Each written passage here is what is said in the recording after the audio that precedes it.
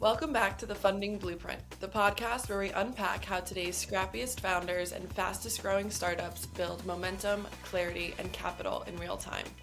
I'm your host, Stacey Nahaman, and today we're sitting down with Amy Winner, a go-to-market strategist with more than 2 decades of experience helping companies grow through chaos. Whether it's a market downturn, an industry pivot, or a full-blown identity shift, Amy has helped both B2B and B2C leaders navigate just about every flavor of uncertainty and come out stronger on the other side. After a decade building marketing teams in Seattle's startup scene, Amy returned to the East Coast and, in the earliest days of the pandemic, launched Wheels Up Collective, a boutique agency supporting high-growth tech companies through fast-paced, high-stakes decisions. In today's episode, we're talking about what it takes to weather change when the course is unclear, and how to lead growth even when conditions are anything but stable. We'll dive into how to build smart marketing strategies at every business stage, how to prioritize when you're short on time and resources, and how to make the right talent and staffing calls even when headcount is tight. So if you're scaling a team, evolving a strategy, or just want to make a high-impact decision under pressure, this one's for you. Let's get into it. Amy, welcome to the show. Great, thank you so much for having me. Of course, we're so excited to have you. So let's get right into it. You've guided companies through everything from economic downturns to leadership shakeups and category pivots. So my question is, when the path forward isn't clear, what are the first signals or frameworks that you use to help teams orient themselves a little bit better and keep moving towards growth?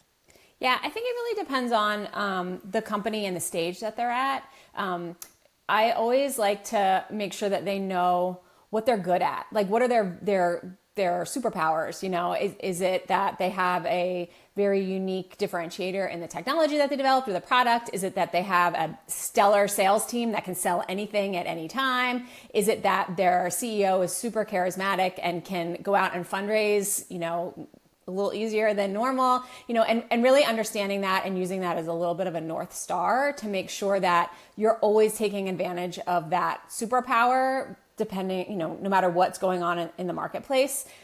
Because I think that it's really easy to get caught up in chaos of change and, you know, the turbulence and kind of like shoot first, aim second. And if you can take a minute and think about, okay, like, what are we really good at? What's our long-term vision, you know, and try and stay as closely aligned with that as possible. Mm-hmm. I think that it helps you continue to leverage like what you're really good at instead of like what you think is the right solution right this minute. So that's hard for founders to do. It's hard for teams to do. It's super easy to get reactionary when you start to panic a little bit, but taking a breath, you know? Yeah. Are there any specific like roadmaps or steps that you think, you know, when they get caught up in that chaos that, you know, take a step back, take a deep breath, and then how do you move forward? We talk a lot about aligning to like the very high level business goals. You know, like, what are you trying to build? Because what are you trying to do? What are the sales numbers that you're trying to hit? What are the product milestones or solution milestones that you're trying to hit?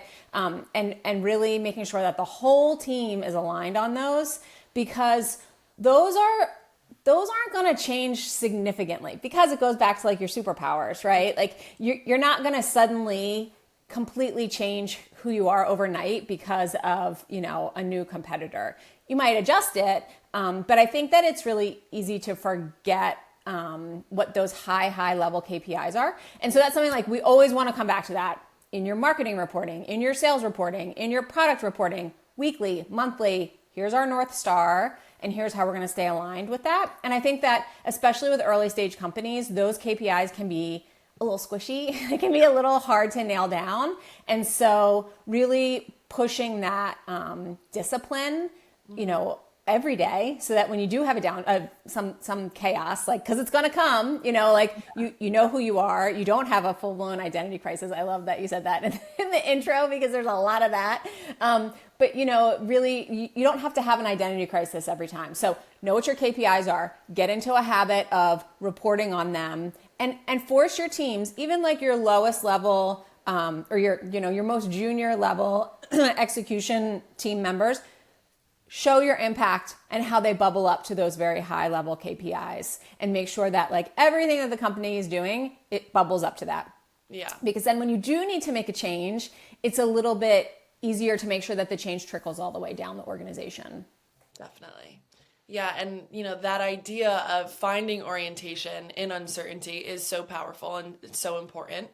But in those moments, it's also easy for founders to feel like speed matters either more than or equal to clarity, especially, in that startup environment where every day counts. And in those chaotic or uncertain times, teams often feel pressure to move fast, sometimes without clear direction. They get a little lost in that chaos. So my next question is, how do you help founders or leaders balance the need for quick action with discipline of that long-term strategic thinking? Yeah. So I was a collegiate athlete. I was on the rowing team, and we had this coach that constantly talked about like high beams and low beams. Like when you're in the car and you're driving and you're on a long highway and you can you've got a lot of road out in front of you, you put on your high beams, right? So you can see like what's coming at you from far away. Whereas, when you're driving a little bit slower, a little more, you use your low beams. And I think that like that is a great analogy that I use all the time with our companies, like your high beams and your low beams. You need both. Like, and you need fog lights too, right? Like the fog lights are like when you're really in the thick of it, but like understanding like you're going to have high beam goals and you're going to have low beam goals or targets, and really understanding those. And I think that like so many, especially when you're building it, especially in a startup environment, like people are quick to skip the rigor of planning and being intentional because they don't have time. But, you have to set time aside for it, and you have to force it.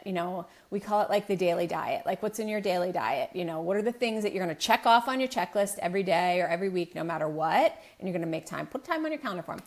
Review your high beams and low beams, review your KPIs, review the things that are important, because it's much easier to make a shift on a weekly basis than on like a quarterly basis when you're like, oh shoot, I took my eye off this a little bit and now we need to turn significantly instead of like making little adjustments. And I think too, like, you think about every, like bombshell that hits you, like there's always that knee-jerk reaction to react really quickly.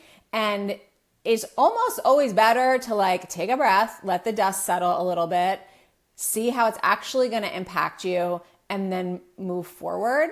I think that we're all, we think that like we're a little bit bigger than we are, a little more important than like, you have a little bit of a existential crisis easily. Take a breath, give it an hour, give it 5 hours, give it a day, like see how the dust settles a little bit. That doesn't mean you don't think about it, but you don't have to like act right away because that knee-jerk reaction is not always the right one. Yeah, definitely. I love the high beam, low beam analogy. I think that's great. Can you kind of unpack that a little in terms of like what components fall into for startups, the low beam category, and what falls into the high beam category? Or is it very dependent on different industries and different types of people? I think it is dependent, but like, I think about the high beams this is our vision.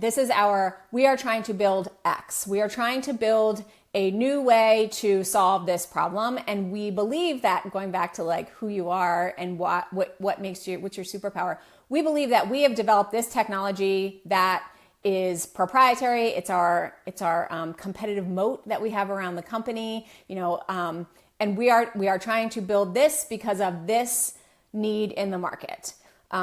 That's like your high beams. Or, we are trying to fundraise on this schedule. In order to fundraise on the schedule, we need to do these 800 things, before we can go out and pitch, or as we're pitching. Those are like high beam things. Or, we need to build out the product team. We know we need to hire 6 back-end developers and 2 front-end developers by this date in order to hit the product roadmap. So, like those are big things. You can't do them overnight, right? And they take some planning. And then the low beam things are, for marketing, like we're going to run this campaign because we've heard that this is a new segment or this is a new possible target. And so we're going to do a test and see if it fits, or, hey, we got a little traction in this new, with this new sales cycle or this new sales, target or, something a little different. Okay, we're going to go replicate that and we're going to build it out. So, I think it's hard to like put actual definition around it, but like a high beam thing is going to take more than a quarter, right? A low beam thing is going to take less than 2 weeks. Yeah. So really thinking about it in terms of that quick response versus, let's take a minute and think about it response. Yeah. And then, you got your fog lights too, which are like, what can I do today? Like what I am in the muck of it. Like, what can I actually do today to move the needle? Rolling back to those KPIs that are really important. Always kind of like trickling back up to that. Totally. That's great. I love that analogy. I think that's super helpful. Let's shift gears just a little bit. You've worked with companies across the maturity curve, from early stage, still defining their brand, to decades-old firms hunting for their next wave of buyers. So how does your approach to marketing strategy shift depending on the company's stage? Yeah. So I think that it depends. It definitely depends on runway, for sure. Like if you are at a big company and you have the luxury of being able to spend a little money and take a little time, take your time building something that is going to have bigger payback down the road. Like that's so different than if you're at a startup where you have like 6 months of runway, or you're facing a funding round and like you have to show that you have product market fit, or you have to show that your sellers can go out and close deals.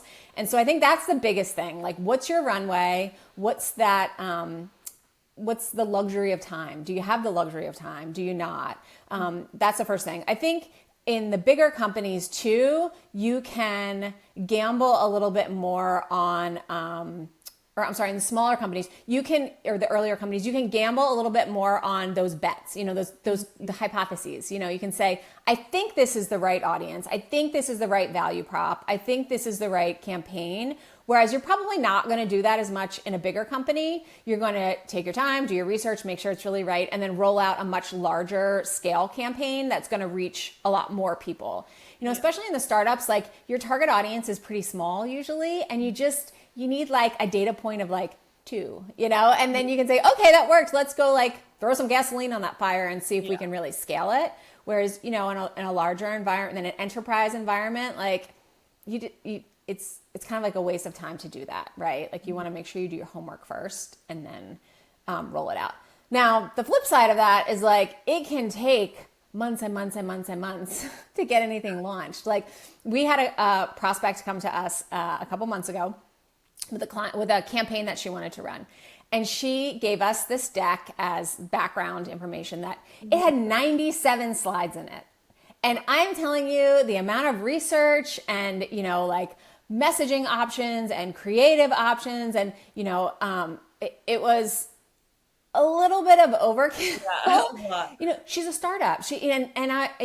But she couldn't get this campaign launched. And it's because she was kind of like using this enterprise approach to a smaller scale company where, we were able to come in and build it and launch it in 2 weeks for her.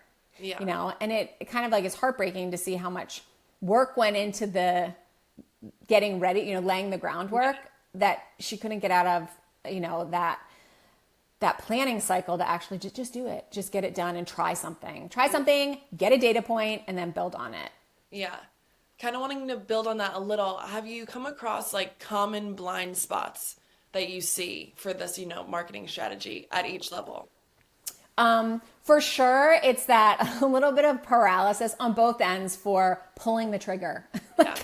Sometimes you just have to pull the trigger, like use the data that you have and pull the trigger, like set a date that you're like, I am going to launch this on this date and then stick to it, get it done. Now, I'm not saying that like you launch something that's totally not ready, but it's really easy on both ends of that spectrum to kind of get in the paralysis of it's not perfect, it's not right. Like there's that cliche, like don't let perfect be the enemy of good enough or whatever it is. Like it's so true because like here's the deal.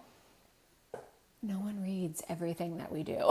Yeah. Like no one sees every one of your campaigns. No one sees every single ad that you put out. No one reads every single email. So start with something and then keep hitting them, until they do read it or until they do interact with it, because I think that not everybody consumes our marketing the way we hope that they do or the way that we think that they do. And so like, just get started, do something. Yeah. Just get that ball rolling. Totally. You need momentum. Yeah, you do. Another thing, that really hits every company, no matter their stage, is the challenge of prioritization. There's always more to do than there are hours in the day. And when everything feels urgent and under-resourced, prioritization becomes a little bit of a survival skill. And I know, we kind of touched upon, the fog lights and the low beams and the high beams, but what's your go-to method for helping leadership teams make clear, confident decisions about what to focus on? KPIs. KPIs. And know them. Know what your highest level KPIs are. It's and I know, like, in early, I didn't mean to cut you off. Like, No, I was right. Yeah. Jump right in. especially in like the early days, like, it's kind of easy for founders to kind of like muck about and be like, I think this is what, just build your KPIs. Like that is like, it's like a discipline of working out. You know, like, it's so easy to say, I'm going to start working out tomorrow. I'm going to build my KPIs tomorrow. We're not ready. I'm not ready to do a 5-mile run. Okay, do a 2-mile run, do a 1-mile run. Start somewhere, because it is discipline that will trickle down through your whole entire organization. And everybody says they want a data-driven organization. They want to make data-driven decisions. Well, like, lead with that. Start with that. And it's okay if you change them, but like, build your team of people who, are going to be your A players, and the people who you really trust, and start to build those KPIs together, and build a dashboard, promote it out to the whole company, publish it out to the whole company, go to your functional leaders, even if it's a person of one, even if you have a marketing team of one or a sales team of one, and ask them how are what you're doing today, how is that going to affect your KPIs? And if you can't draw a clear line, it can have 5 or 6 or 7, steps, but like, it's got to have a clear line to those KPIs. And don't change them weekly, look at it monthly, then look at it quarterly, and like, start to get to the point where you can do that annually, and 2 years and 5 years, but really driving that rigor around KPIs, because like, just like the fitness analogy, you're not going to get fit overnight, right? Like, you have to build the discipline. It's the same with KPIs and building a data-driven organization. And I think too, like, that only works if you have a founder or a leadership team that's like okay with being open and vulnerable and asking questions together, and they feel safe to like say, I don't know the answer to this, but we're going to figure it out, and here's how. Or, hey, we were wrong here, and we're going to quickly pivot and move. I don't know that it gets really challenging if you don't have that level of authenticity in your leadership team. Yeah. And again, like, that trickles through your organization too. So really challenging founders and leadership, team members, like, challenging them to be authentic and be open and make the best decisions they can, and bring your teams together to collaborate and make the best decisions that you can. So. Yeah. Speaking a little bit about teams, another huge challenge for founders is figuring out how to build the right team, especially, when you can't hire for every role right away. Yep. You've built marketing teams from scratch and made some unconventional but highly effective hires. So when a company can't afford to hire for every need, how should they think about building out their team? Yeah, I think, it comes down to like, you make your list of, medium term needs, if it's something, or, what do you need? How long are you going to need it for? How specialized is that? If you just need bandwidth, you just need bodies, you need something, you need somebody to come in and, taking marketing, for example, be a marketing generalist.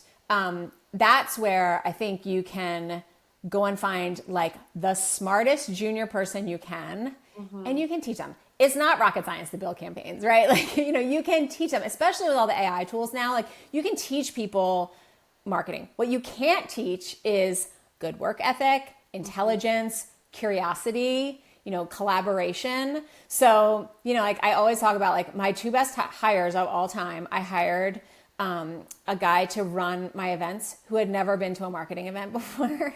And I hired a customer marketer who was a nanny, but like, I looked at them, and these 2 people were in chaotic jobs where they were the calm, and they were they were able to tether everybody to their mission, and they were able to get things done under pressure. And so I was like, I can teach them about customer marketing. I can teach them about events.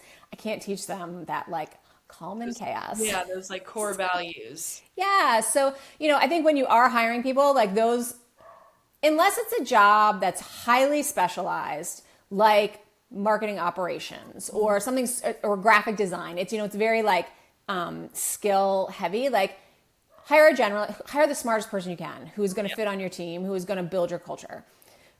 For those jobs that are really specialized, like, okay, then you have to look at their skill set a little bit and you have to make sure that like they're really good at that. But I think like when you think about checking the bandwidth boxes, especially for marketing, there's such a broad range of skills that you need to run your marketing organization. And I think that agencies or vendors or freelancers can be a really good way to augment that bandwidth. And, when I think about how do we recommend outsourcing, when I was on the other side of it, when I was at the client side of it, when I was in-house, we thought about, okay, this is a skill that I need for 5 minutes. I'm not going to go hire somebody to do that, right? Like I'm not going to hire a marketing operations person because I need to, figure out lead scoring, right? I'm going to go find a vendor, a partner, a freelancer, an agency that can do this one project for me, and they can come in with specialized talent. I think that, where Wheels Up ends up fitting in a lot with startups is they need like a little bit of everything. And like to hire a little bit of everything would be a huge team. But, Wheels Up is a full stack agency, so we can do a little bit of everything each month and we can shift very quickly. And it's kind of that like elastic bandwidth where an agency can be a good solution, especially if you can find one that is a good partner, that learns your business, that, works alongside of you. You can build that relationship and you can say like, okay, today we're going to do this. Tomorrow we're going to do this. Like it can be a good fit. You're going to pay more for it than if you went and hired all those individual people. But you also have to think about how long does it take to recruit people? How long does it take to, interview them, to onboard them, to get them up to speed? Like I think best case scenario, you're looking at 6 months to get a hire like up and cooking. So a lot of times if you can find an agency that has a lot of domain expertise, like you can turn that faucet on and off a lot faster. Yeah. The other place that we find smaller companies really have trouble is, maybe they have one marketing headcount hire and they need that person to build the marketing strategy and do all of the things. Well, I can tell you, most of the time you're going to have a really hard time finding somebody who's senior enough to make big strategic decisions and to be able to look at the chessboard and make category decisions or competitive decisions, who can also go out into your CRM and build out campaigns, like, or who wants to, the marketing tools evolve really quickly. And, I know when I was in a leadership position, it had been years since I had actually been in the weeds of execution. And so it would have been really hard for me to like do all of those things. Yeah. So I think that's a really kind of unreasonable hire to make, and you're going to have to give up on one of those two sides. So that's where if you can find an agency that can do like a fractional CMO engagement where they can bring in the strategic leadership and then the execution, and they can help you train your one headcount or identify that one headcount and onboard them. Or vice versa. You go and you hire a VP and then you have an agency to do the execution. I think that it's pretty unreasonable to expect that you're going to find somebody who is senior enough to make the decisions and has been in the weeds lately. Yeah, definitely. I think that's just all in all such a smart way to think about staffing and hiring in today's world. Let's talk next about spotting opportunity, especially when you're in the middle of change, because sometimes growth comes from shifting perspective just at the right moment. Whether it's, competitive landscape shift or new buyer persona emerging. So how do you help companies spot a new growth lever? And are there specific signals that you look for that indicate that it's time to reframe the strategy or change the go-to-market approach? Yeah, I think that's a really good question. And I think that it starts with hiring really good leaders who have good instincts. It just kind of keeps coming back to hiring, right? And that's like, not to get off on a tangent, but like, especially in the early stage days, like do not lower your bar when you're hiring people. Like you need the best dream team that you can have, even if they're like junior people. And it's better to have an open headcount for 6 months than to just say like, oh God, I need to hire somebody right now because I'm desperate, and get somebody in that's mediocre. Because you do need people who, especially when you're small and you have a small team, like you need people who have the right instincts to say like, hey, I think this is an opportunity. So that's number one. Number two, I think it's really helpful to have a way to quickly spin up like tests. How can you run tests to vet these things? Whether it's I've got one customer who, or an advisor, or a friend, a friend of the company, or an influencer, or somebody who can be your go-to for like, I hear this is going on in the market. Do you hear this too? So like have your friendly in your pocket that you can call and like bounce ideas off of. That's one really good thing. Another really good thing is in marketing, like have a campaign infrastructure that you can spin up a test very quickly, especially with, digital ads. It's really easy to get markets seeded quickly with cold email. There are all these tools that make it easier to get to a market faster than, it used to be. It used to be, 6-12 months before you could do that. So figuring out how do we run a test campaign quickly? And then be able to pull the trigger, going back to that, like just pull the trigger, how can you do it in 2 days? How could you go from hypothesis to in market in 2 days? Doesn't have to be perfect, doesn't have to be a huge audience, but being able to run those tests on like, hey, I got this new message. How can we do it? An SDR is a great way to test those, especially in like a marketing capacity. Like if you have an SDR, and now even with like, a lot of the outsource models, it's easy to have SDRs vet messaging, or hey, marketing person, you pick up the phone and dial, and start talking to people and seeing where things are landing. I think that's a good way to test quickly. The other thing is like, if you have customers, if you have a lot of customers, if you have a couple customers, not even like a friendly customer, but like a warmish, lukewarm customer, like go talk to them. Yeah. Usually customers want, they're working with you because they want it to work. They want you to be, a great solution for them. And they're usually happy to have those conversations with you. So I think that's good places to start. Yeah, I think those inflection points are, such a defining part of startup growth. So that's great. Yeah. And this is going to bring me to my last question. Something that a lot of founders quietly struggle with is being in that messy middle. They're no longer early stage, but they're not fully scaled either. So as someone who obviously works closely with founders and exec teams, what advice do you give leaders who feel like they're stuck in that messy middle? And what does, that effective leadership look like during that transition zone? Yeah, I think like revenue comes into that a lot. Like that, like figuring out how to scale is like that's that sticky hard spot, right? Like, and so I think that if you're spinning your wheels for very long, I think you need to start to look at like, okay, well, why isn't this scaling quickly? Yeah. And it's usually like one of three things, it's either like, I don't have enough money. Like I know what works. I just don't have enough money to execute on it. It's people, it's sales capacity. I know, or engineering capacity, or product capacity. Like I know what works. I just don't have the bodies to get it done. Yeah. Or it's, we made a miss on our TAM, our total addressable market. Like we don't have a big enough pond to scale. So does that mean we need to pivot slightly and go after a larger segment? Is it that we decide that like this TAM is okay, this pond is okay, and we're going to stay in here, we're going to like build more that we can sell to the smaller market, and that's fine. You don't have to be a unicorn. Like there's plenty of like really successful companies that are small, profitable companies that are smaller. So I think that like you have to figure out like which one of those three things is the reason why you're spinning your wheels. And then, the strategy for fixing that is very different for each of those. But I think if you can kind of like take a minute and figure out like, why have we been flat for a long time? Yeah. That's kind of where to start. Yeah, definitely. Well, unfortunately, that is a wrap on today's episode of the Funding Blueprint. And seriously, what a masterclass in strategic marketing. A huge thank you to Amy for giving us a front row seat to how experienced operators navigate change, build for growth at any stage, and make smarter decisions when there's never enough time, headcount, or certainty.